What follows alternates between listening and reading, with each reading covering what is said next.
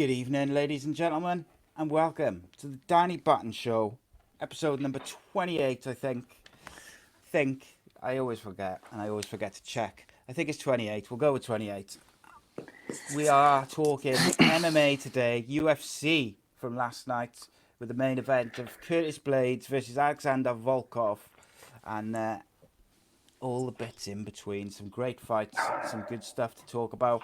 As usual, you can check all our shows, this series and all our other series, live or recorded, depending on what show it is, at youtube.com/AcePodcastNation, and all the audio versions of the usual platforms, radio apps, podcasting apps.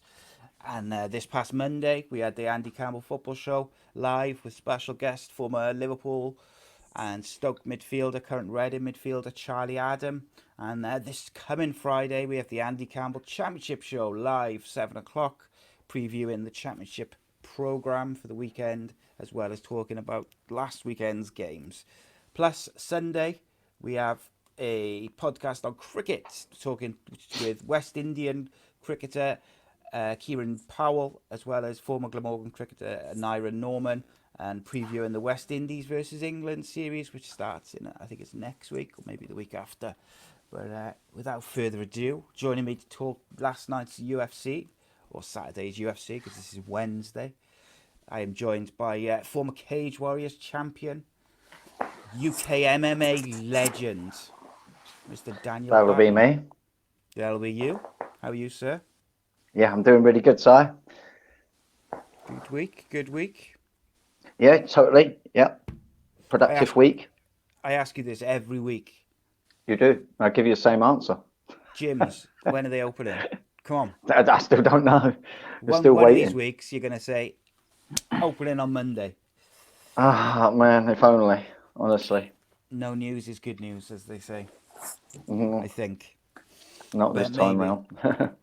And joining us is professional MMA fighter, Mr. Richard Mearns. Welcome, my friend. How are you?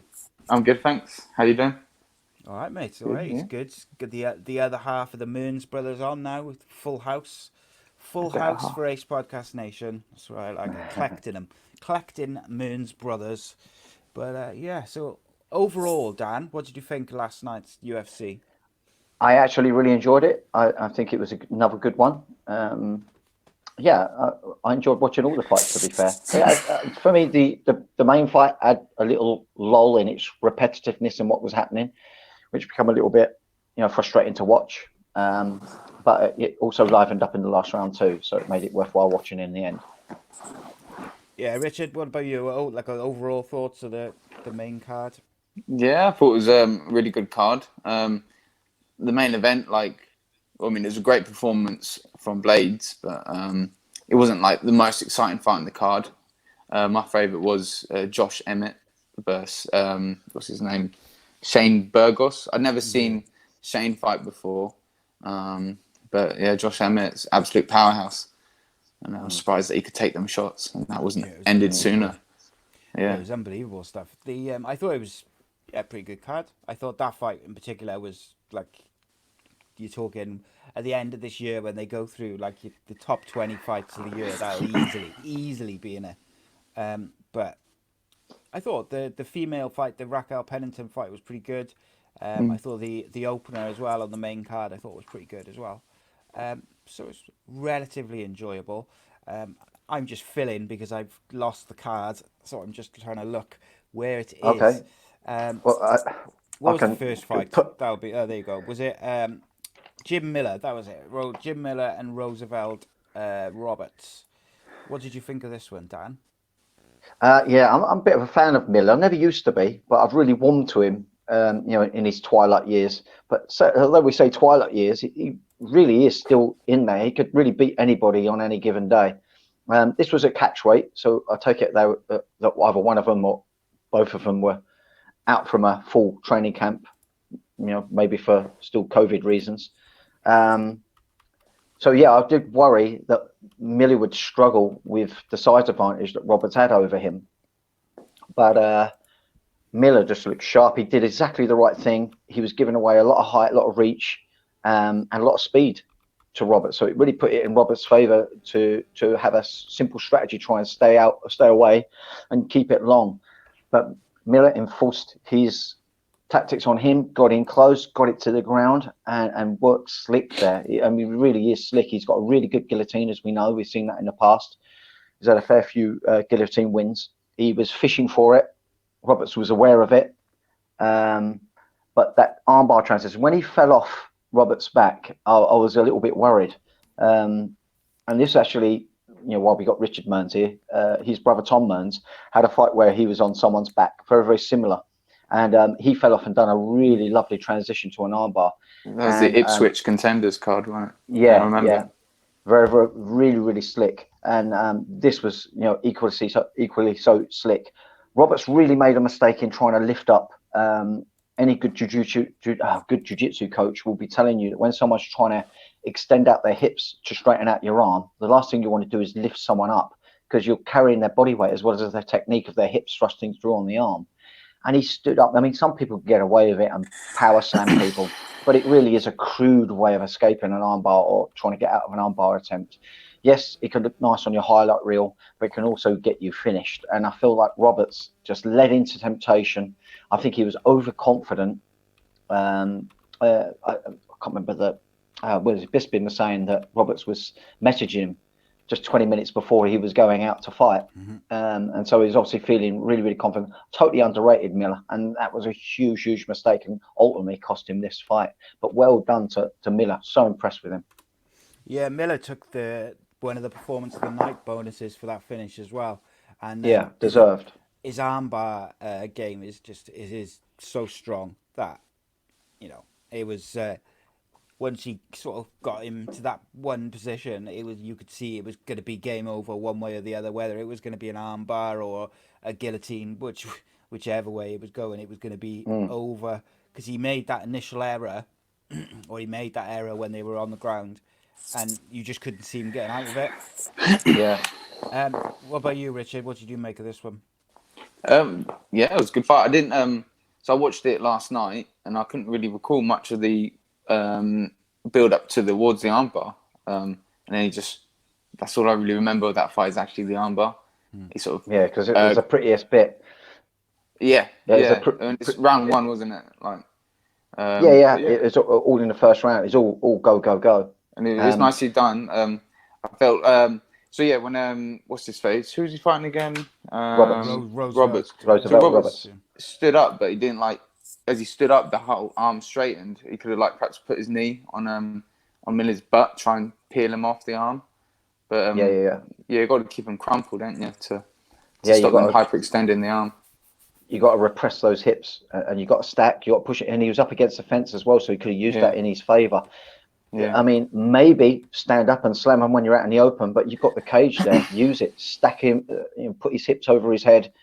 Crumple him down and then start edging that arm out. With the knee against the arse, that's one way of doing it, or you can put the knee onto the ribs as well once you feel the legs fatigue, and that way you can start edging the arm out in a safe way. But you can't go lifting the arms where the hips can follow. It's just not good practice at all. But unfortunately, in the past we've seen people get away with this poor technique by being incredibly strong, or maybe the guy latching onto an armbar has not been as slick as someone like Miller. And when people see people get away with things, they subconsciously take it on, and they end up doing it when under pressure. It's a little bit maybe of what happened to Roberts, but Roberts is still a very, very good fighter. I think he will have learnt from this, and I hope the main lesson he learnt more than being armbarred is that you can't underestimate anyone, not in the UFC. No, indeed. And I think Jim Miller's 36 now, so I think he's going to want to get up towards that title picture as quick as possible, because, when you hit those mid-30s, if you have any sort of losing streak in the UFC, you're going to get replaced by, by younger guys. It's just a fact of, he's been floating around. He's been floating around the weights now, hasn't he?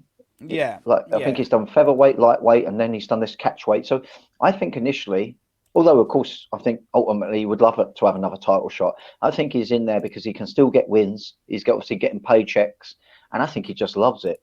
You can just tell he's really relaxing there. It's like he's at home. and he always performs good, even when he's unfortunate and loses, or not unfortunate, faces the better man. He's loving it in there, and he's performing good, win or lose. He had a big layoff, didn't he? Like last year because of Lyme disease. Yeah, that's right. Yeah, Did he? I didn't know about he's that. got Lyme He disease, got really ill. Oh wow, that could be really serious. Yeah. Oh yeah. I mean, I think it was for him because I remember when he won his comeback fight, and he was explaining to the crowd like how much he struggled with it. So he was out for a while. I missed out on that. I didn't know that about him.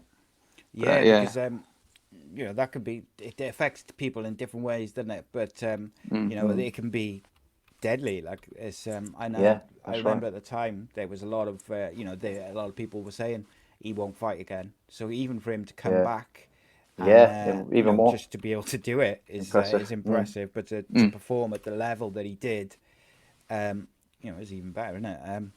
So next up we had Belal Mahmood versus Lymangood. I thought this was a pretty good fight, actually. I really enjoyed this. Yeah. What about it? Right, take us through the first round then, Dan. Yeah, but Belal just really impressed me with his footwork. It can look a little negative, but he was zigzagging and looking to throw down centre line when Good was trying to find him. He would sort of throw down the centre line and zigzag his stance, and that really impressed me. I think it was a really good game plan. Good was clearly an athletic, explosive, strong-looking guy. He looks so solid, and Belal didn't want to lock horns with him, and I was just really impressed with that he was really doing well with it. It made it difficult for me to know whether though Belal did enough striking to warrant getting the win in the round with the amount of avoiding, locking horns and getting into trading positions with Good. So I even put the round maybe going against him. I was really not too sure how they was going to judge it. I was really liking what he was doing, but I just weren't too sure whether he was being able to throw enough to make up for that backward game that he was doing. So who did you give that round to? Did you say? Sorry, Dan. I'm going to give it to Good for the fact that he was just stalking him down. What did you make of that first round, Rich? I thought Belal was mainly in control for like most of the fight because Good was just marching forwards, absolutely stacked guy, and so I usually look at a fight and think, oh cool, he's dominating center of the cage, that's good, that's positive. But in his sense, it wasn't. I felt like he was just plodding forwards, and then I feel like Muhammad actually had like a proper strategy, a lot of lateral footwork, and then when he grounds his feet, he would land a flurry of strikes and move again. Move, strike, move. And Good was just all round sort of just trying to chase him down. I didn't see. He wasn't able to throw, was he? I think quick high kick though, because he's so stacked. Yeah. When he threw the left high kick really fast. I was like, wow. I didn't expect him to be able to do that for such a jacked looking guy. But yeah, I was mostly impressed with Belal like all fight. Yeah. Just the game plan was simple. Was pretty much the same as you, actually, Richard. I thought I gave it to Belal Muhammad, and I felt like he was pretty much in control for the whole round. Second round, Dan. Yeah, I mean, very similar to the first, really. But Belal started getting his work rate off. It looked like he was really establishing his strategy. It was starting to take effect. And for Good, he was just staying in such a typical traditional striker stance, and he was trying to footwork around like you would in a ring rather than a cage. Wasn't switching up his stance to try and match Belal. Didn't seem to know how to bring Belal back into sort of like his vision of striking.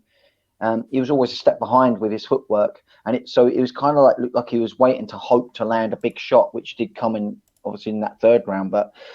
Yeah, it just looked like he'd come like someone that was running after something he was trying to hit and just couldn't hit it. It's just like trying to squat that fly on a warm day that keeps landing on your steak and you can't get it. It looked like that. It just looked like he just couldn't connect with Belal. And that started to really, really impress me. You knew he had a set game plan, and it started to really come into effect in that second round for me. Yeah, I really thought he took charge in the second round. Richard, how did you get that second round? Second round, Belal, I believe, had that. all round. Good. He was mainly just throwing singular shots, not combinations, if you know what I mean. Yeah. And then whereas Bilal was moving lots, and then when he did throw, he'd throw a flurry of punches, landing more. I did notice also the one of the commentators mentioned. I don't know if this was in round 2 or 3, but that Good's father passed away like 4 weeks ago. Really recently, wasn't it? So and it's a day before Father's Day. That can affect your performance massively. I think might have a lot on his mind. Mate, the way I look at it is my old man passed away when I was 16. It's like over 22 years ago or something. I'm 39 this year, so 24 years ago, and today still was difficult for me. Yeah, his father passed away in the last 4 weeks, and he had to go and fight at the the very top level against the guy who was very, very good. 4 weeks isn't a long time to process and grieve. So and train. I don't think it's. I don't know if you're dealing with like a loss like that, it might be. I don't know. Who knows? If fighting's so personal, everyone's got their own ways around it. Maybe because he still performed good and he still looked good in the fight. But it's UFC. It's the cream of the crop. The best fighters in the world, and your preparation and your mental state needs to be perfect as well. Yeah, it's difficult, and like you say, it's different for everyone. Everyone grieves in a different way. Everyone trains and fights in a different way, and everyone thinks in a different way. So, what might work for me might not work for you, and and all different things like that. But, like you say, when it's the cream of the crop and the very, it's the most elite company in the world for mixed martial arts, you do wonder whether, how much he was able to focus, but then again, maybe he used the training to help him through those 4 weeks. Yeah.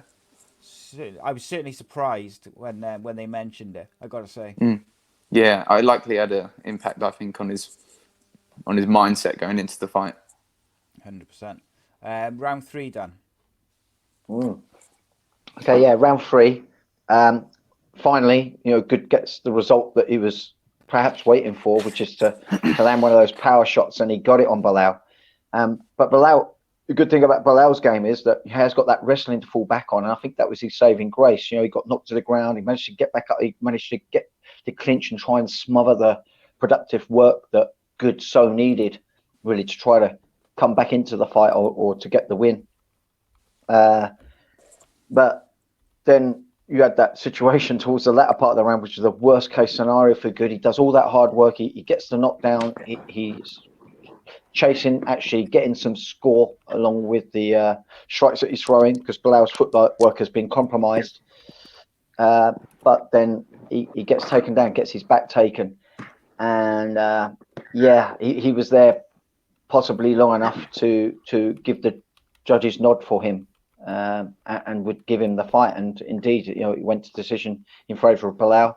I think that was the right decision, and with that kind of performance, you can only wonder who they're going to stick in against Bilal, and you have to have confidence Bilal can find a way to win against anyone, because clearly this guy understands strategy, and not just understand it, but also understands how to put it in implementation for the actual fight as well. Yeah, I mean, we talk about fight IQ a lot, and like Michael Bisping mentioned on commentary that he felt that if Bilal hadn't got that takedown towards the end, he felt like it was a 10-8 round to Good, which would have, I think, made the scores even, which would have made it a draw if it was a 10-8 round. So, knowing that Good had dominated that third round, he could have coasted it, knowing that he'd won the first 2 rounds, but he didn't want to take the risk, and he pushed for it. He got the takedown. Yeah. He finished the fight looking for a rear naked choke. The round is 10-9, and then of course, even though Good takes that last round, although. But would have he? I don't know. Yeah, it's difficult. I don't know how they scored that last round. It's a weird one. What did you make of that third round, Rich? Yeah, it was good. It was nice to see Good get the result. So he dropped him, and then I think Bilal sort of managed to sort of not lose the round so bad by scoring 2 takedowns within the round. So it was good, but it was just a little too late from Lyman. Yeah, and I thought it was a really entertaining fight. Though, overall, I thought it was really good to watch. It was interesting from start to finish. Um, it wasn't like a banger like the Burgos versus Emmett fight, which was just hell for leather for 3 rounds. But it was That's my favorite interesting. fight of the card. It was that was real good. Mine too. But like it was an interesting fight, and there was never a point where I was a bit like in the main event. There was points where I was a bit like not bored, but come on, I was looking at Volkov and thinking, come on, can we try and push it a bit?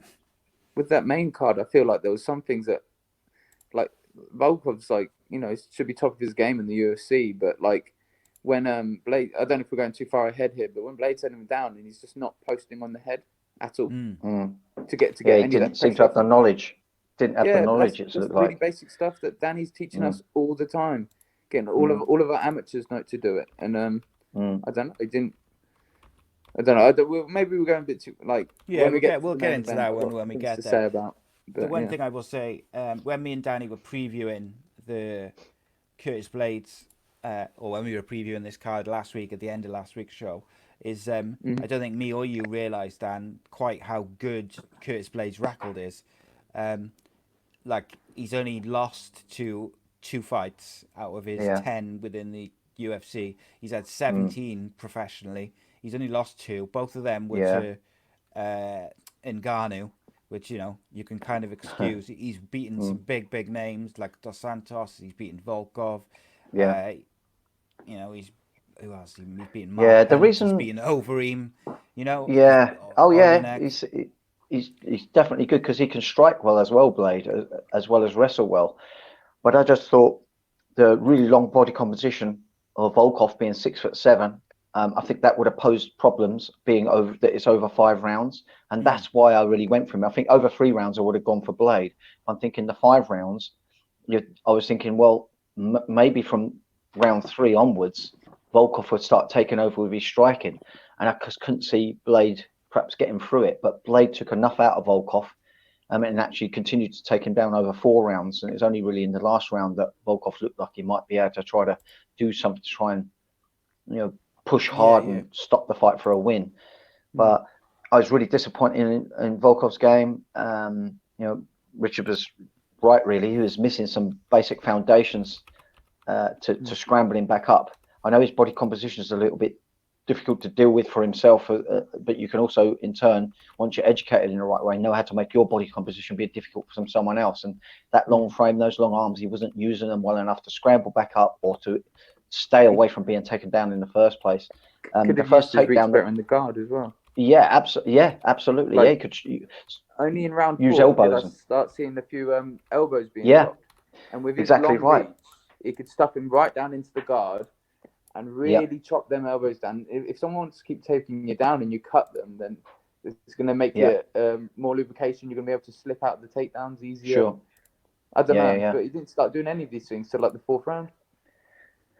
Yeah, you're right. If he started elongating his closed guard, for which he had the body frame to do so, and started raining down those elbows, Blade would have been forced to rise up with his posture to protect himself from those strikes and get off his own strikes. And of course, that gives space for those long legs for Volkov to get him in between him and Blade and get those scramble ups. But there was no such strategy at play. Ultimately, Volkov's the one that's in there. They may well have trained him to do all this, and he just didn't do it in the cage. But you've got to wonder whether his team prepared him properly. Yeah. All right. We'll get back to the Curtis Blades fight. So we've kind of eaten it all up now, haven't we? That one. We jumped straight there's still ahead. plenty to talk about. But absolutely. So There's a lot went on. Mahmood Mohammed defeated Lymangood by unanimous decision, 29-28, 29-28, 29-28. Okay. Next up, we had Raquel Pennington, who's ranked number 6, versus Marion Renee, should we say? Renee. I'm terrible with names. Worse than Danny for names. At least I can remember the name of all my fighters, Dan. I can't. I know. it was funny the other week when Jordan commented in the comments of the live show, and you said I can pronounce his name. You jumped in and then you said it wrong. Yep, I said it wrong again. One of my favorite moments. So Raquel Pennington, obviously ranked number 6. They were talking after this fight about her potentially facing Nunes next. I've got to say, I think Nunes would absolutely eat her up in every way. Yeah, I think so. I don't think she's quite there yet. And I actually kind of hope that they don't put her in that fight, because I think with time, I think Raquel Pennington's got quite a lot of potential to be a real title contender. I just don't think she's quite ready at the moment. But yeah, the thing is, if people keep on waiting, and Nunes might retire. That's the thing. Which, of course, opens it all back up again. But I'm sure Pennington would love to have a shot at Nunes and try and create an upset. And she definitely was much improved in this. Which to me, she was always one of the better girls anyway. And she showed that she's still improving and adding things into her game. We see some new things that she wasn't doing before, and she was doing it quite impressively. And Renee is, she's a good, legit fighter herself. Every round was fairly close, but I just felt like Pennington had that edge. She was a little bit bigger. She kept going for that single arm tie clinch, which is something we cover a lot, or we have done in our classes over the years. And she was going for that double tie clinch hold. Clearly, this was a strategy, and it got her some results. I was quite impressed with it. She's always either trying to block with her forearm or get that single arm tie clinch or that double tie clinch. Is all designed to get space to threaten those knees. And then off the break, she was really impressive too. She had really sharp flurries. I really liked her game. Renee was always in there. She always had the chance to pinch back the round, but it just never happened because Pennington was just not making that many mistakes. And she kept pushing the actions. So for me, she just kept on edging the rounds in her favour. Yeah, I thought so. What, Rich, what did you make of this first round for Pennington and Renee? Yeah, it was good. I think Raquel definitely had the striking advantage. She was doing a nice, was it a lead left hook, and then followed with a short elbow. That was really nice. Nice little technique there. And then she was sort of dominating against the fence for a little while as well. Yeah, it was. I noticed that there was one point where she nearly got taken down. I think it was Renee nearly took Pennington down, and she grabbed the fence, kept her balance, and the referee was looking at it, and it was almost like he thought, "Oh, I'm just gonna pretend I didn't see that," and I was like, "Oh, come on," because it literally kept her on her feet. And I think that takedown could have changed the whole momentum of the round. I think Renee's striking looked vicious still in the round. Yeah, she still looked good. She looked dangerous. Yeah. But I gave that first round to Pennington just about. But like you say, Renee's striking looked very dangerous, but Pennington just I don't know how to explain what the word I'm looking for is. She just looked a bit cleaner and a bit. I thought her footwork was very good, and balance. Raquel Pennington's balance is actually very, very good. It's really impressive when she's not using the cage to keep her balance. That is, but they make all this big deal of like people grabbing a cage when they've got their fingers in the cage and they're on their back, and then when they actually use the cage to stop themselves being taken down, they let it slide, and it's like, come on, let's get it a little bit consistent. Yeah. Okay, let's switch it up a bit. Richard, you take us through your thoughts of round 2, mate. Yep. Raquel all the way again. She's done this nice little slight subtle head movement, and then right uppercut, left hook, which was nice. And I just think she's her boxing in the pocket really sort of secured her the fight. And then Renee got a takedown in round 2. I remember that. But I don't think she kept her down for too long, did she? No, it was only brief. She couldn't keep her down there. I just think Raquel was outscoring her on the boxing, and her boxing close range is really good. Yeah, it's very impressive, and like in the pocket, and where just kind of like dirty boxing, and it just like when you're in that clinch, just giving nice body shots and shots to the chin and the side. The combo that I really recognised, she would dip her head to sort of make way for the uppercut, throw the uppercut through the middle, and then left hook. It was really nice. Yeah, I thought Pennington was very impressive in this fight overall. I thought she used really good technique, particularly with her strikes. And she showed that, like, I think people knew anyway that she's got the ability to be a top tier fighter and be, you know, a top 3 in the world fighter. But I think sometimes with her, she's had a couple of serious injuries, which ironically, her 2 really serious injuries came outside the cage. I think one was snowboarding and one was like on an ATV, and she crashed it. And I think she broke her back and then broke her leg. I think I might be right, but like, I think fighters sometimes got extreme hobbies outside of MMA. Adrenaline rush. When they do other hobbies, they kind of feel some kind of like, oh, it's not that dangerous because. Do you know what I would say? Is it not enough to get punched in the face every day, and kicked in the face every day, and choked out every day, that you also need to go and break your back snowboarding? But that's just me. But what did you make of round 2, Dan? Yeah, I just think she was hitting her flurries. It's like this was a preset thing in her training. She'd been practicing these strikes off the break. She was using short range shots better than Renee was, with her knees, elbows, hooks and uppercuts. And I think this was what was just giving her the edge. As soon as there was a little bit of space, she was filling that space with these combinations that were going back in close again. And she always looked like she was slightly bigger than Renee as well. And I think that was going against Renee as well. But Renee was always in there. She was striking back with tenacity, but just was like a beat behind on the scorecard for me, all the time. I think we're going to see these girls fight again in the future, though. Yeah, you wouldn't be surprised to see Renee come back and fight Pennington later down the line. Because like Richard said, her striking was very, very good, and maybe with a bit more experience, a bit more training, and you don't know what their training camps have been like in these fights with all the fighters, because you just don't know what access they've had to the facilities. Have they only had access to the facilities since they've known they're fighting on this card, so like the last couple of weeks, or have they been able to train for a month or more than that? It's difficult to know. She's going to need to practice that defending that tie clinch. Yeah, when she goes back to training, she's stuck in that for quite a long time. Yeah, numerous times as well, wasn't it? Yeah. But I think it's a case of she's one to keep an eye on, and I can certainly see why she was in that top 10. I thought she showed enough to show that she's got something about her for the future. Like I said, they're talking of Pennington for the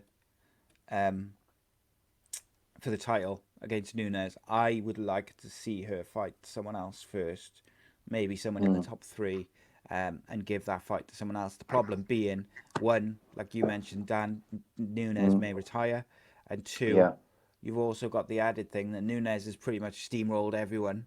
So there's not a great deal of opponents, so they might be forced to put her up against Pennington. But I would like to see Pennington have at least another fight, maybe another 2 before she fought Nunes, to really, so she goes in there at like the top of her game and as sharp as possible. But then, of course, in the fight game, as you two well know, she could go into those 2 fights before the Nunes fight with the plan of fighting, X and Y before she fights Nunes, and get knocked out in the first round of the first fight or the second fight, and the title shot's gone. And sometimes you've got to take, that title fight or that big fight when you get the opportunity to take it. Sure.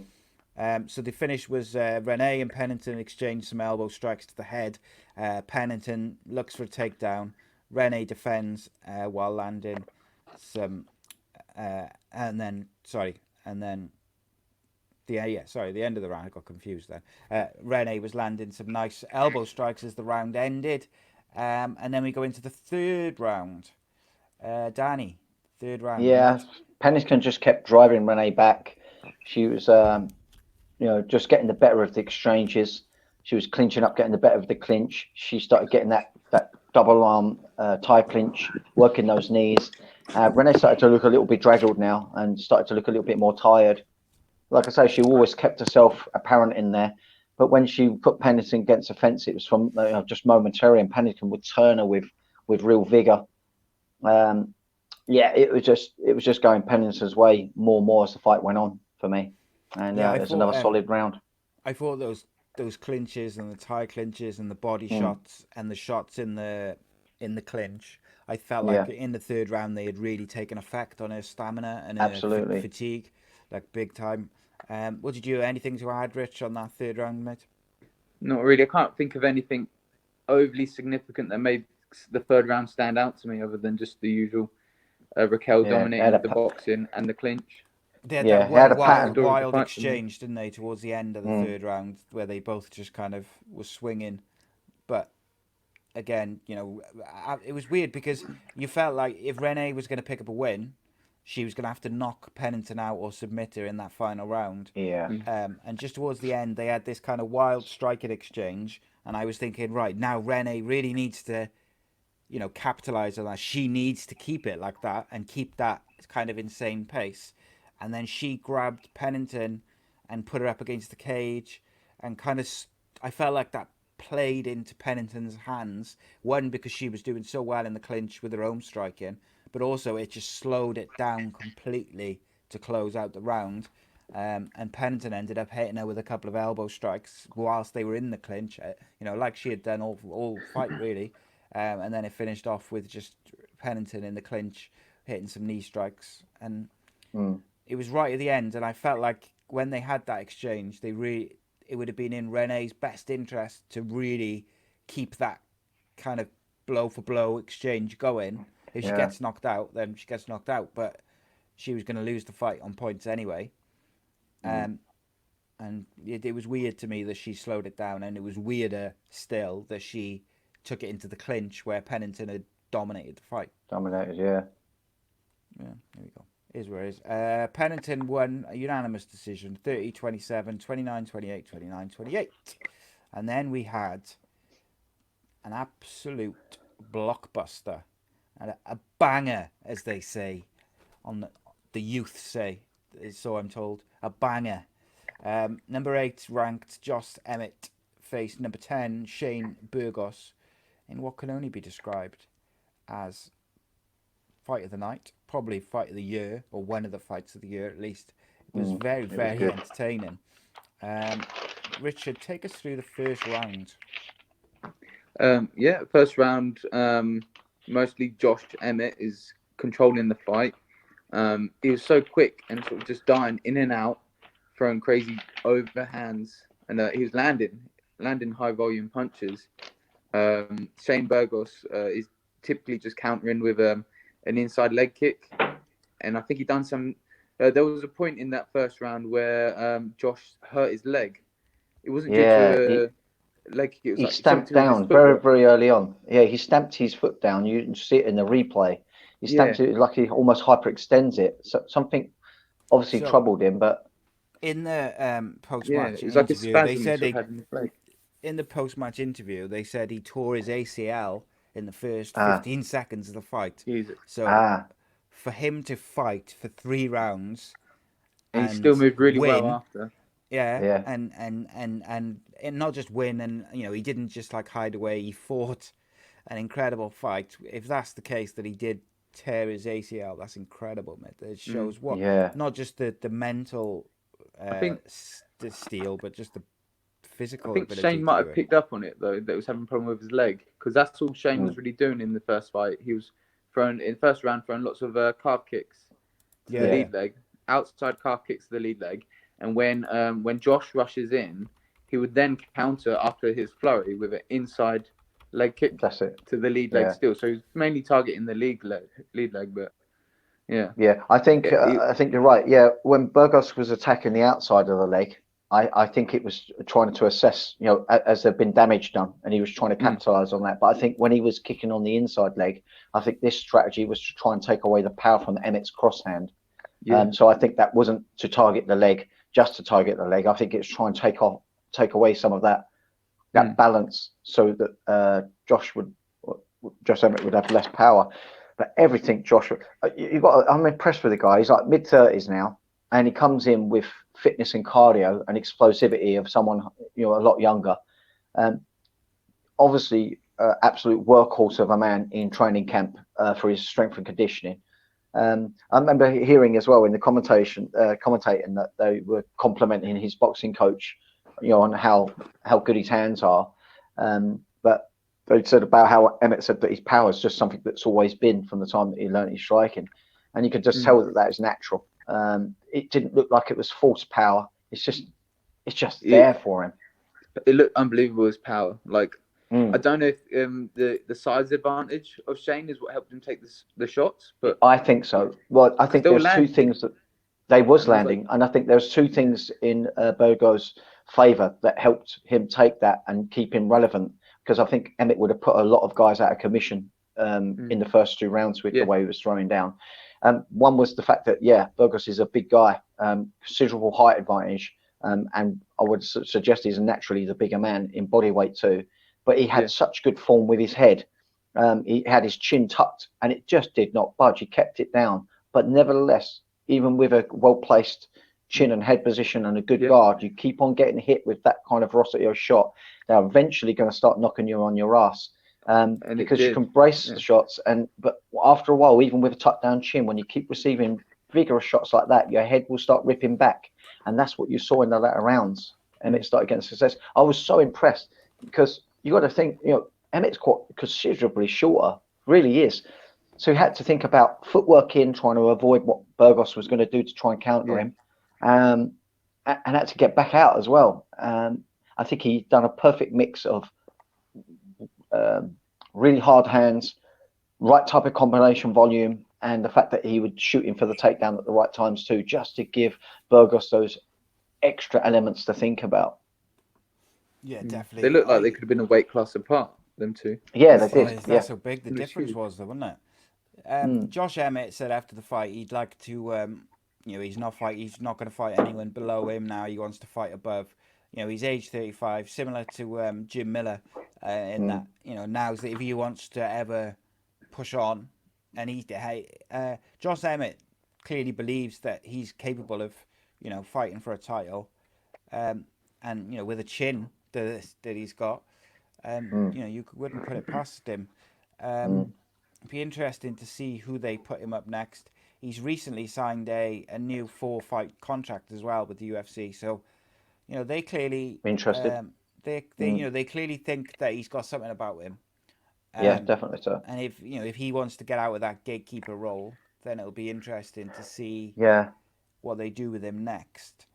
For me, Emmett won that first round, but I'm kind of curious to see what you guys thought of that second round, because I thought Emmett may well have lost that second round. He was getting chased down a little bit more, although he was still throwing the harder shots. I feel like Burgos was able to pour that jab onto him quite a lot, and it just looked like a real stalker, which so impressed me. I know we sort of talk about how impressive Emmett was, but it really impressed me the way Burgos kept trying to shut him down. And it wasn't like he was trying to run away from the fire. He was like, "No, I'm gonna go straight into that burning house."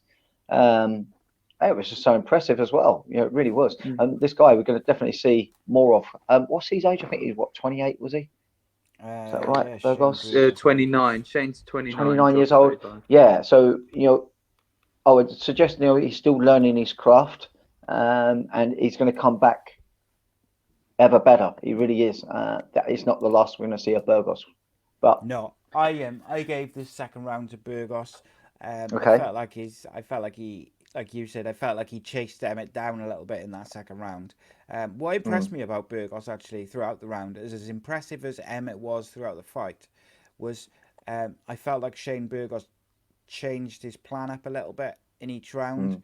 That second round, he kind of chased him down a little bit. It was with kind of hitting him with that left hand, whereas the first round he picked up on the leg injury and was more focusing on that.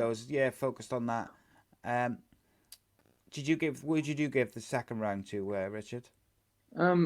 Maybe I wasn't paying close enough attention, but I still gave it to Josh, because Shane was like marching him down, but I feel like he was still taking shots, and I feel like he was walking onto shots, and he took so many shots in round one, and I feel like the strategy didn't change that much in round two, and he was still taking shots. And Josh even knocked his mouthpiece out in round 2. I don't know if you remember And was that. Yeah, that's right. Yeah, he did, and allowed him to pick it up. Yeah, What a exactly. gentleman. And I was impressed that he was so courteous. He was like, "Oh, do you want your gum shield?" Like, he doesn't have to do that. Well, guy's lost his gum shield. He can go straight for the kill still, and so the ref stops it. And money on the line. It's the UFC careers on the line, and he was really in control. I thought. It just goes to show what kind of man Emmett is, not in terms of being a gentleman, but I think he just wants to know whether he can beat someone as fairly as possible. But I also think he didn't have to be that confident as well. Mouthpiece.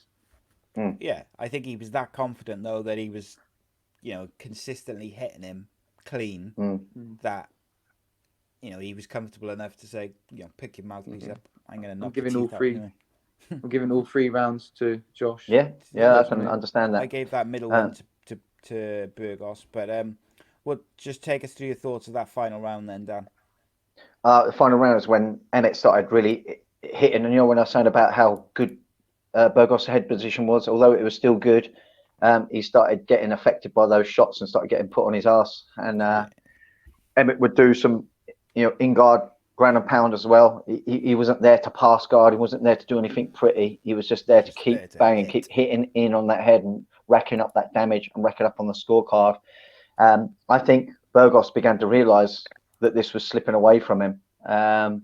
He started fighting with his hands a little lower. He started looking for the head kicks, but didn't have the zap on him needed to try and put Emmett away. But it was nice to see. Yeah, absolutely. It was.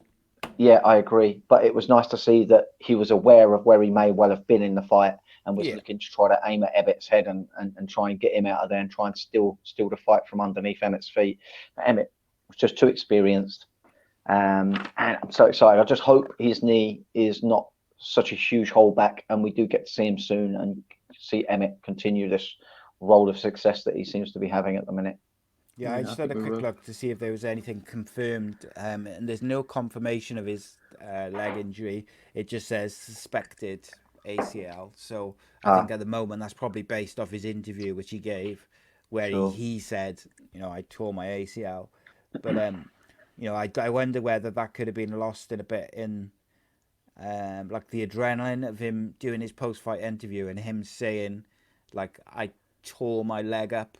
Or I tore up my ACL rather than he tore his ACL. Because as far as I'm aware, if you tear your ACL, you've got to have like your leg reconstructed or your knee reconstructed. So I'm not sure how much how much of a fight you could put up with one. But I would assume there's also different levels of tear and stuff in there. So it is what it is. Yeah, they do seem to do wonders with people's knees these days. You hear over the years, don't you, of horrendous knee injuries and people come back from them. I mean, look at things like the leg break that Anderson Silva had. He's still come back and still looking to fight now, I believe, isn't he? He's looking to fight Conor McGregor. Was one of the things that I've seen. No, I don't want to see that. I gotta say. Yeah, I don't see the point in it. No. Well, funny enough, when they told me I got to have my knee replacement surgery, I was like, oh, I can't be having that as well. But they said, oh, you'll be back up on your feet by the next day. The things they can do, particularly with knees, is just it's unbelievable. And it's also you got to be like it's about the recovery mostly. You got to obsess over when you're injured, getting better. It's like your rehabilitation over your rehabilitation. Really important. I've had to watch Tom really overcome his injuries, and it's kind of I've almost seen him do a blueprint how you get over one. Really upset. So first time he broke his leg, and that really messed up his knee. He was supplementing with things like krill oil, anti-inflammatories, and stuff like that daily, if you know what I mean. And then constantly doing mobility every day. Yeah. Got to do it. Yeah, I think like with rehab, it's almost like you get out what you put in, I suppose. Yeah. If you go that extra mile and you got your supplements and you're doing physio maybe a couple of times a day and you're doing all about nutrition and physio, I think. Yeah. But if you kind of just go and do like for a non-fighter as well, like if you just go to your rehab once a week, don't really do the stretches, it's going to take the full recovery time or whatever that they set. It is what it is. Tom has had some nasty injuries, mind, haven't he? Yeah, real bad really ones. bad. Ankle break, You know what- arm you know dislocation. the arm break, which at the moment when I saw it, I kind of thought I was on me, Danny, on the other side of the fence. I thought I was having a bit of a hallucination. It's just flipping around his arm. I'm like, whoa. That's the one when in did that Bellator, happen? wasn't it? Yeah. When I saw that, I was like, oh my God, is this career over? But he never complains about the arm. Never. That's no. madness. How long did that Compared take to to his leg recover break, from? Compared to his leg break, the arm injury seems like a minor. It's just that the arm injury came at such a horrible time, just as his career was starting to skyrocket, if you know what I mean. Like 5-0, takes one loss, very close decision. The months prior, he's trialing for the Ultimate Fighter and felt like he could handle everyone there. And then within like a month or two, just it skyrockets downwards. So I don't think the physical injury was the big deal with that. It was more like stress and that. Yeah, I suppose like the mental side of it, isn't it? From when you feel like you're on the brink of doing something like really special, and then like a terrible injury like that takes your feet out from underneath you. It's going to be a lot to kind of to process, isn't it? How long did he take to recover from that physically? He was back in the gym like quite soon, just working with one hand, and then he just walked away from the sport completely. I think that was quite needed actually, because it's trauma, you know. And then when he come back, he was just really rushing into things. But I don't know. I think it's forever ongoing. When you got an injury like that, it's daily maintenance. If you start eating crap food, you're going to get lots of inflammation around the joint where the injury is. Lots of sugar. So I'm lucky. I don't have. It's not that I'm lucky. I train well and I train smart, so I haven't got any major injuries. But I've got things that bother me. And when I eat crap food, if I'm drinking lots and I'm having lots of sugar, then I get all this inflammation. Like it tends to be my elbows, and the pain just comes up. I eat correctly. I eat anti-inflammatory foods, and I've got no symptoms. So I think diet's a huge factor. So I think with injuries as horrendous as the ones Tom has, it's just about daily maintenance, if you know what I mean. Constant mobility and nutrition. So and Tom studies about his nutrition. So collagen is the thing we're looking at now. Collagen is key for injuries to ligaments and joints.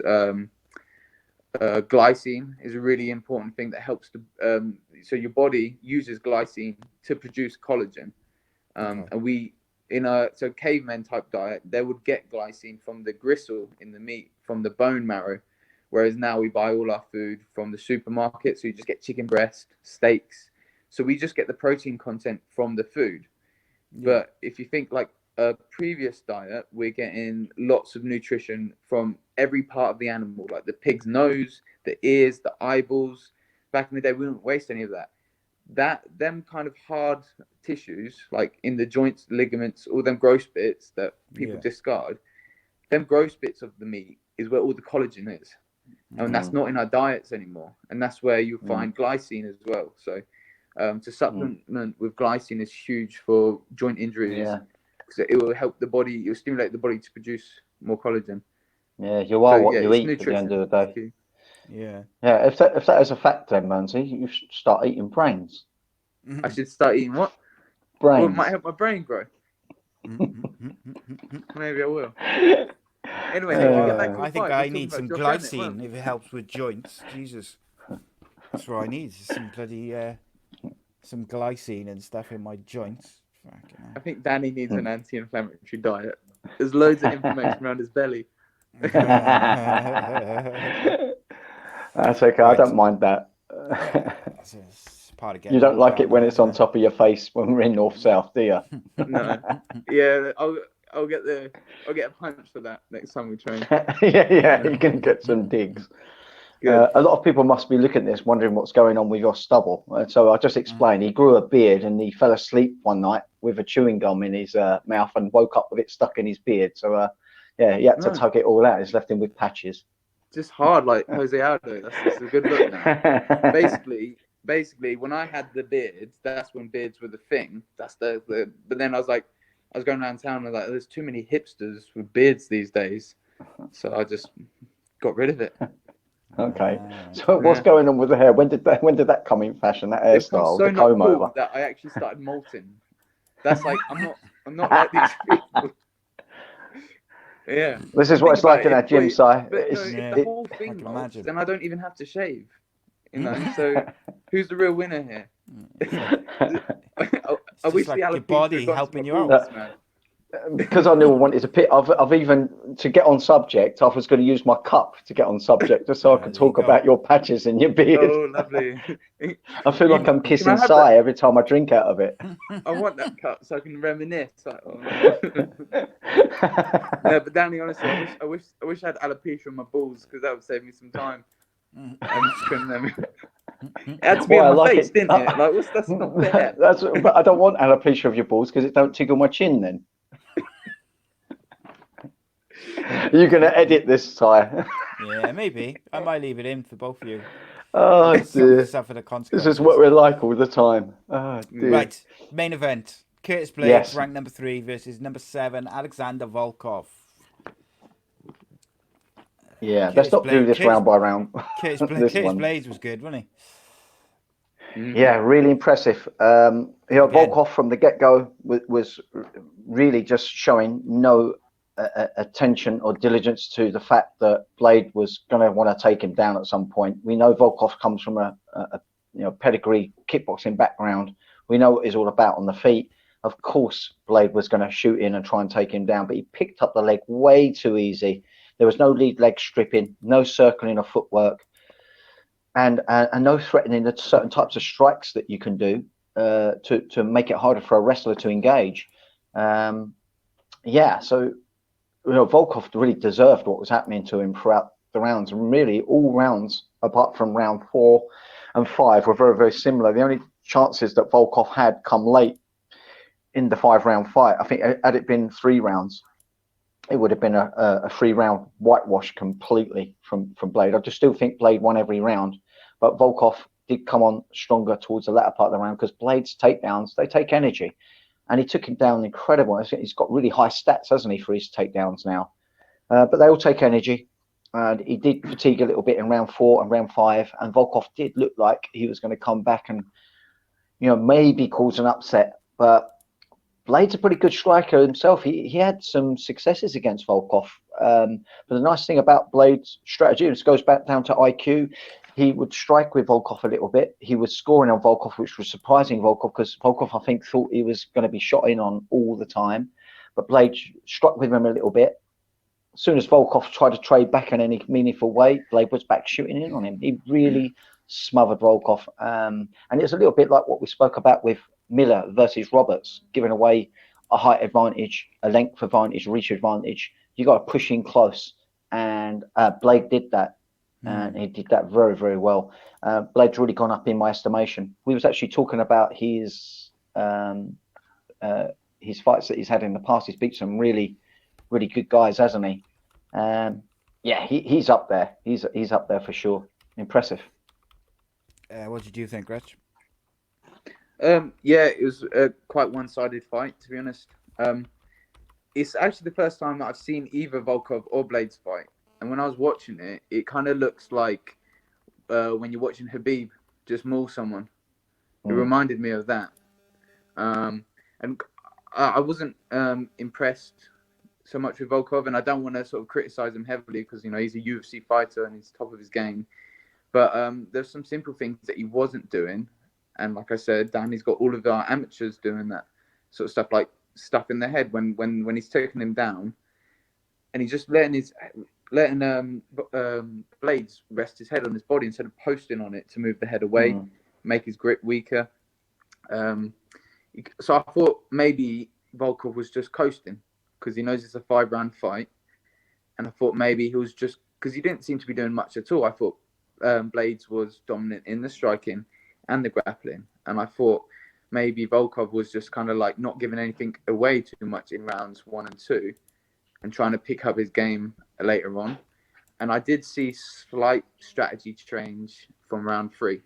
I'd say more from round 4 because he timed a good knee as Blades went for the shoot. But if you knee someone, you land correct, that could finish the fight or completely change where the fight goes. And he didn't time any knees like that to stop the takedown in the early rounds. I only saw that in round 4. So I thought maybe it just took him that many rounds to figure out his patterns. Round 3, I remember Volkov had a guillotine attempt. I thought, okay, this could be something quite nice. But he wasn't leaning on the head with his shoulder, leaning heavy on the head. And then he had hooks and didn't even try to elevate Blades' base to see if maybe he could sweep and get the guillotine on top. I just felt like he was just trying to survive. Like with that guillotine attack, he didn't really attack it. He just thought it might be there. And then he let go. So it was quite one-sided, I think. Well, it was one-sided. Yeah, it was. I thought it was very one-sided. But Blades, as we mentioned earlier in the show, he's lost 2 fights, both to Ngannou, which, let's be real, a lot of people are going to lose to Ngannou over the years. Yeah. He's beaten some massive names. He was very, very impressive. And, Alexander Volkov is not a mug, or, no. Previously, because I didn't think he did very well last night at all. I was actually, I was very disappointed by the way the fight overall went in terms of what I was expecting. I was kind of hoping for a bit of a banger, and then maybe I was hoping that Volkov might go after him, and then we might see Blades have to resort to his ground skills. But we never kind of got that because we just never really. Volkov was that lost. He even did his own takedown in round 4 as well, didn't he? Yeah. I mean, we never thought we would see something like that from Volkov, but he did. He ended up scoring his own little takedown. Goes to show how bad things were going for him. He made a subtle adjustment in round 3 by lowering his base.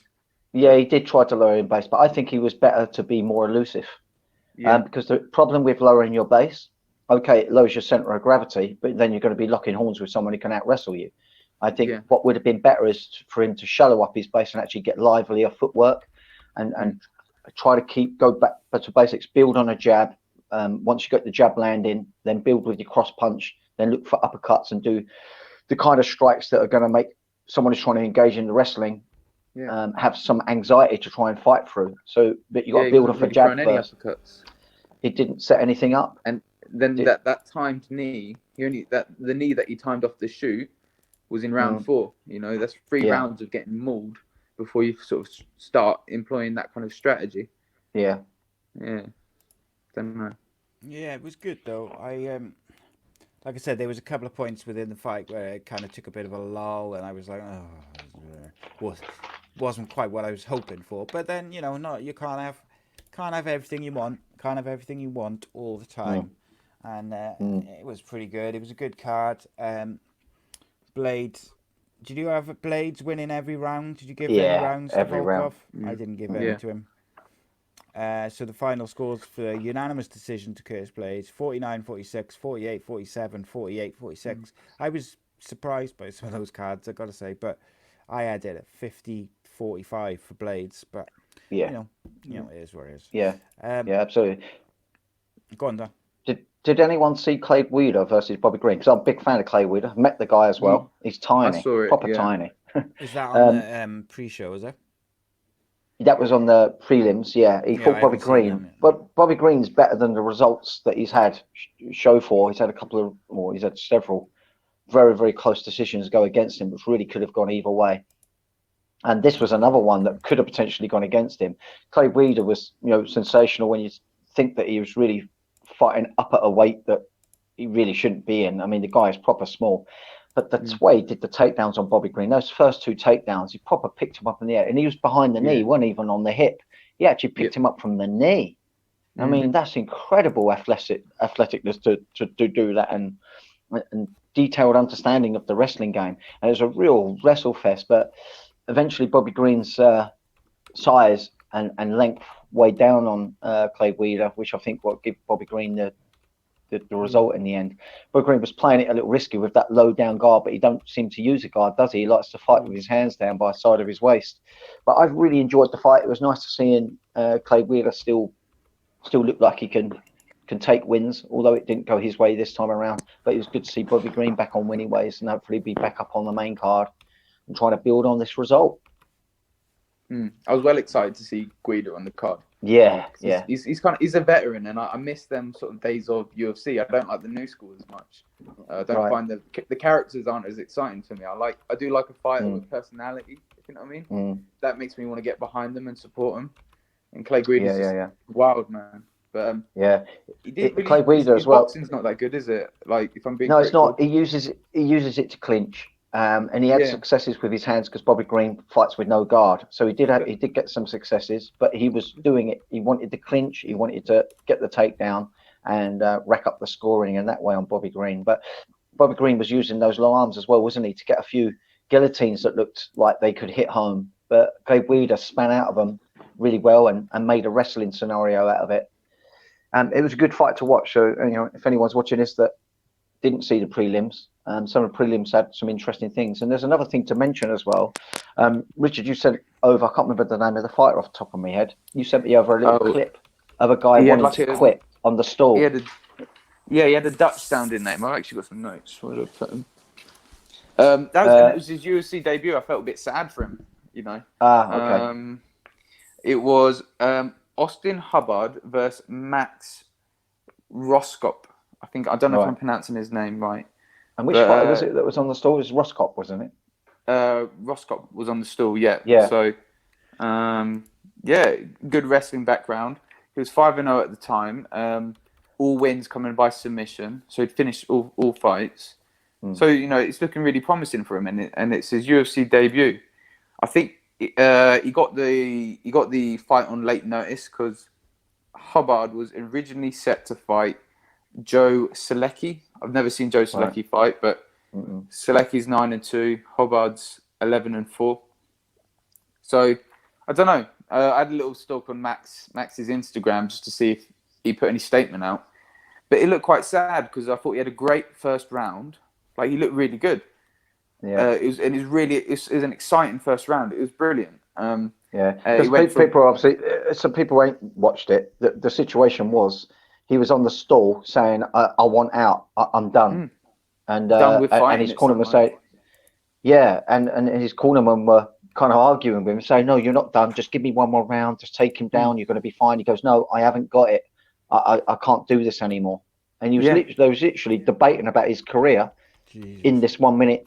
And it was such an interesting situation. And he goes, "No, you're going to go back out." Well. Do you know what I mean? Yeah, it was really sad. He goes, "No, I haven't got it. I haven't got what it takes." And what a time to realise you ain't got what it takes with your UFC debut with an unbeaten record. Yeah, I felt really sad for him. It all changed round 2. I think he got hit a couple of times in round 2, and he got hit hard. And I'm guessing he might not have been hit like that before. Right. And then because round 1 was a good round. Round 2, he turned into a punch bag, and it weren't because I don't know. He weren't in round 2. He didn't look like he was fighting. He was just sort of staying there, let the guy throw shots, and he wasn't throwing much back. His whole attitude changed in round 2. Another point to make as well, actually, that the commentators mentioned a name, and I don't know who it was, but they I don't know if he had a relative pass away as well, similar to who else was it that was talking about? Belal Muhammad. Yeah, not the other guy. They mentioned that. It must have been an important. If you watch the fight back, the commentators, it's not Bisping, it's the other one, and he mentions a name as if we're supposed to know who this was. I didn't know who it was, but so and so passed a little while back. I don't know if that was on his mind, but maybe. But it's an interesting scenario. Really interesting scenario. I was literally almost arguing in the corner. He said, "No, you are going out," and he's like, "No, I'm not going out." He looked confident, started round 1, and then during round 2, just lost his will to fight. Yeah, but this is what people have got to realise. People just take fighting for granted now. There's a lot of things that go on in people's personal lives that can have an effect on your training and the actual fight itself. Your actual training camp itself it's testing to the soul. It really is. And some people it breaks, and he broke. I feel sorry for the guy, but what do you think, Danny? Do you think we'll ever see him fight again, or do you think that was is it a heat of the moment thing, or do you think he's retired proper? Yeah, you got to wonder whether he really has got what it takes to quit like that on the stall. he's got to have hit the point where Yeah. it was not worth going through for him. The reality hit home. It's not exactly difficult if you wanted to pick out certain fights and get your guy to have 6 or 7-0 fight record. Yeah. But then he gets a big opportunity, gets hit, like you say, a few times, and then realizes, oh wow, this is what fighting's all about. Well, I looked at his record, realize, and a lot of his previous opponents, they had very worthy records. So it wasn't. It's not a padded record either. But like I said, he submitted them all. So maybe he's not used to being in a proper fight. And when you go to the UFC, it's very unlikely that you're going in there and coming out unharmed.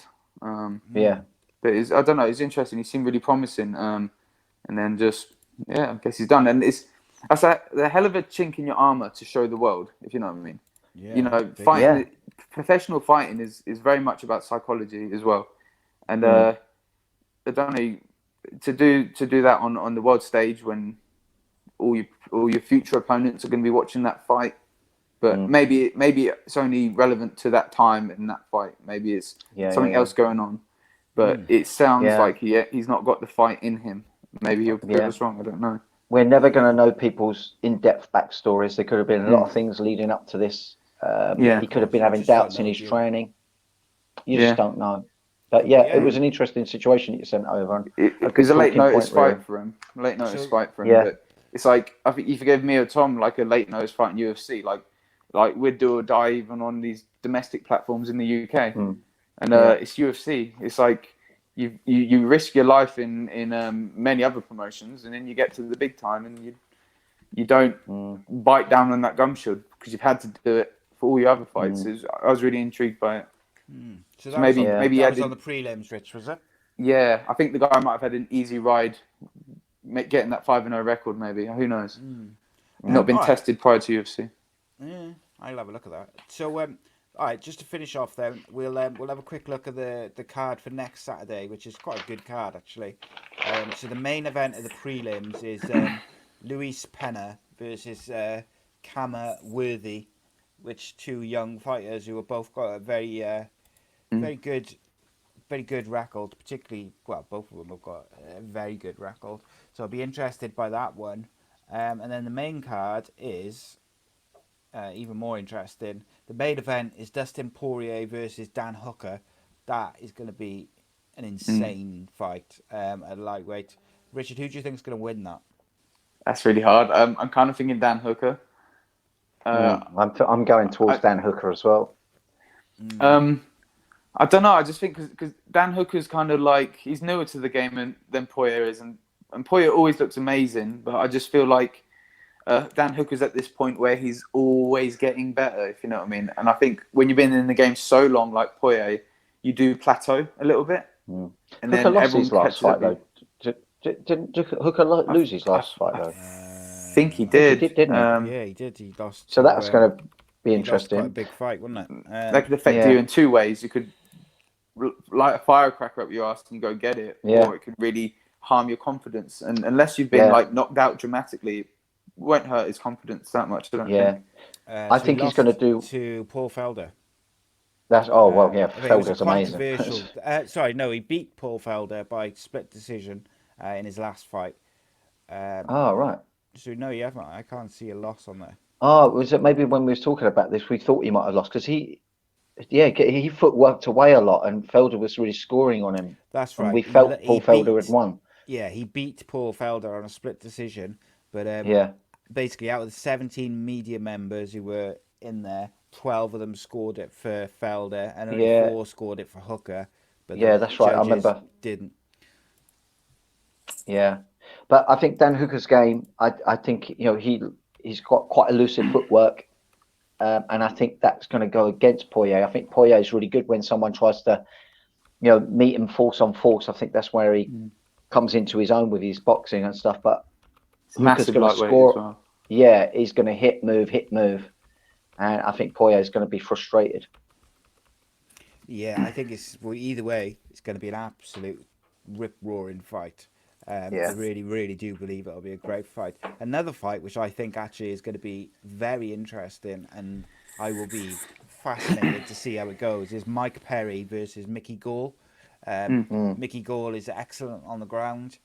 Mike Perry is pretty much just he's on a excellent. tear at the minute. Yeah, he's a very, very, very capable UFC fighter. And there's been some people, calling for him to get some bigger fights. Yeah. But I gotta say, if he takes Mickey Gall lightly, then he might be in for a shock. Because whilst Mickey Gall, people associate him with that CM Punk fight, which was a bit of a joke. But Mickey Gall's pretty good on the ground. Yeah. So I think Mike Perry should beat him.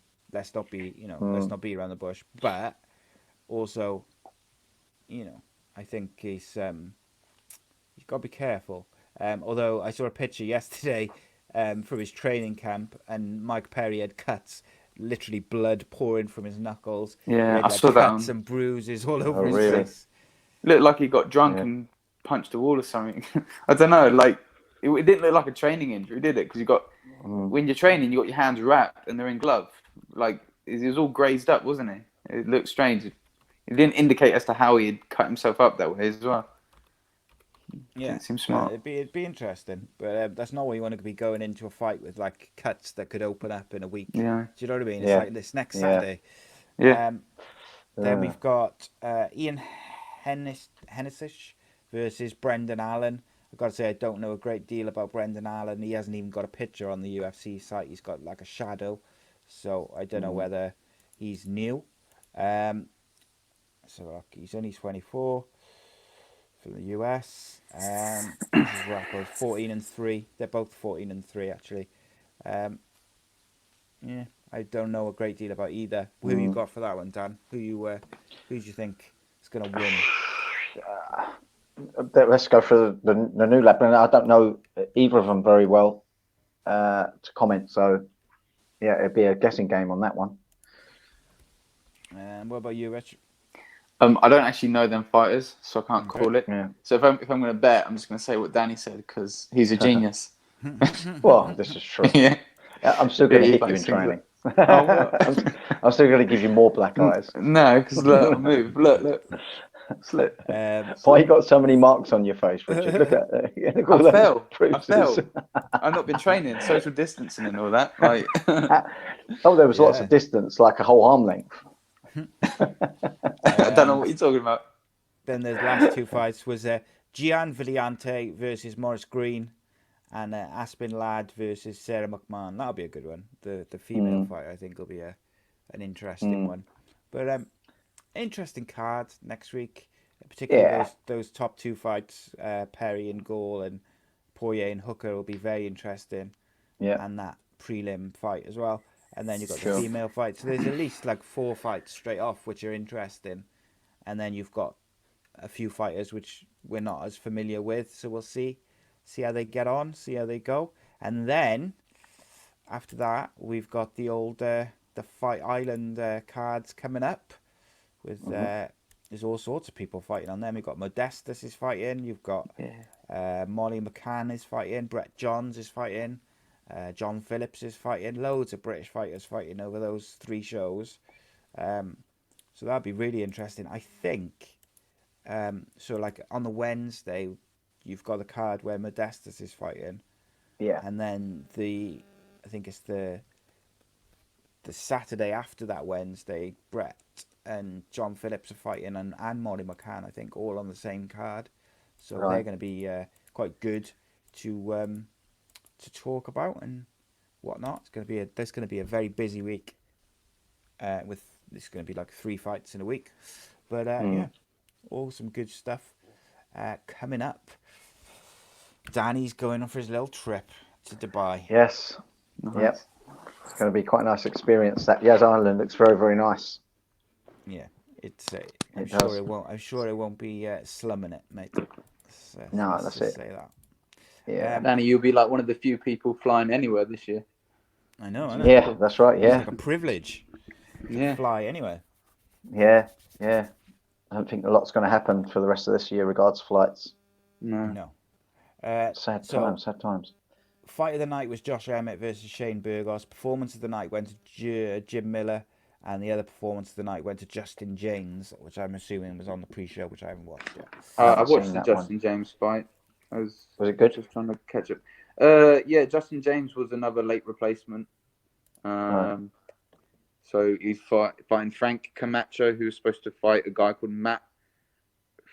I can't even pronounce his surname, but yeah, it was okay. Like Justin had like the sort of bolo style of punching, lots of looping overhands. It was a good fight. Good stuff. Right, Richard, tell the It was a people quick where they knockout, can. actually. Sorry, it's a quick knockout, yeah. was it? Yeah. Sorry. Early on he keeps landing the left hook, and then he completely stuns him with the left hook, and then I think Herb Dean was reffing this one, but Herb stopped it whilst Frank was on his feet. All right. Okay. Yeah. Oh, so right. like he was gonna go Out out. on his Like feet. it was a fair stoppage. Frank didn't dispute it at all. But it was just so Justin, much shorter, late replacement. Like he's only had, I think Michael Bisping said he took the fight on Wednesday. Jeez. And then, you know what's interesting as well? Another interesting thing actually is Frank missed weight. So the fella who's actually, this is the first time I've seen any of these two fight, but the guy who was originally set to fight missed weight anyway. So I'm thinking, do you know what's happened there? He lost his opponent. His eyes off the prize when his original opponent pulled out. Yeah, that's possible. And he thought, "Oh, fuck it, I'll eat some cheesecake," because he's stressed and whatnot. But yeah, he missed weight, and often, so when a fighter misses weight, yeah, they get deducted, which is good because it's not fair. They got their weight advantage, and maybe they haven't made the same sacrifices to get in the correct category. But often, when a fighter misses weight, you can bank on them not winning. Because it says their preparation's wrong. It says the mindset is quite likely wrong. It says that they weren't that motivated for the fight, or they had other stuff going on, like lots of like with fighting, you got to get your other pressures in life sorted so they don't interfere with the fight camp. So I feel like when a fighter misses weight, it's a bad sign for them. And then this late replacement steps in, Justin James, and he just runs at him. He's of course he got the fight on Wednesday, probably not fit enough for all 3 rounds. Gets up in his face real quick, just throwing bolo-style punches, big overhands, and he was throwing the left hook a lot. Eventually lands the left hook, really rocks him, swarms him up onto the fence, and then the referee stops it when Frank's nearly pretty much out on his feet. It was good, actually. Really quick. Yeah. Early stoppage. I'll have a little look back at that one. I'm gonna watch it now, actually. It was a good fight. Richard, tell the people where they can find you on social media. Just Instagram, really. Facebook's mainly for friends and family, but so Instagram is r_Mearns, which is MEARNS. So yeah, catch me there. There you go. Danny Batten, no social media, but you can follow the Danny Batten Fight Show on Twitter and Instagram at Danny Batten FS. So there you go. That's Danny's social media. I created it for him because I got fed up of him not having I'm really any, bad with that sort of thing. and I got fed up of tagging him in stuff on Instagram where he's actually got a social media account and he never does anything with it. Yeah, I don't run it. I don't do anything with that. And by the way, Richard, you've been doing this with a bogey hanging at your left nostril all the time. You should have told me earlier. No, I wanted to wait till the end. You look like a big bogey. Just a big bogey. Big shiny bogey. Richard, nice one for joining us, mate. I appreciate it. Thanks. You are welcome Thanks back anytime. Just don't bring Danny with you next time, I think. Yeah. It's my show. It's trouble. Cheers, Dan. Appreciate it. Yeah, thank you, Always, sir. mate. Thank you, Take it Richard. easy, guys. Yeah. And Good thanks chatting, everyone guys. for watching, listening, whatever you do. Thank you. See you next time. Cheers. Cool. You guys, See you later. The clip's not coming. Champion, welcome, Danny Batten.